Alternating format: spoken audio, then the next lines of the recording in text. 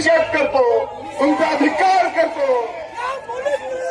एकीकडे माननीय मुख्यमंत्री महोदय, माननीय उपमुख्यमंत्री महोदय, संपूर्ण महाराष्ट्राची जनता त्या आरोपीला फाशीची शिक्षा झाली पाहिजे म्हणून आपण पाठपुरावा करतो आहोत। आणि दुसरीकडे आपले डीवायएसपी त्या आरोपीला पाठीशी घालण्याचं काम करतात।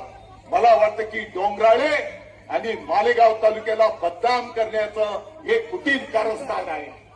आणि म्हणून ज्या डीवायएसपीने हे कृत्य केलेलं आहे, कारण ही केस जेव्हा कोर्टात चालेल तेवढे पुरावे, पोलिसांचा रिपोर्ट याच्यावर त्या आरोपीला फाशीची शिक्षा होणार आहे।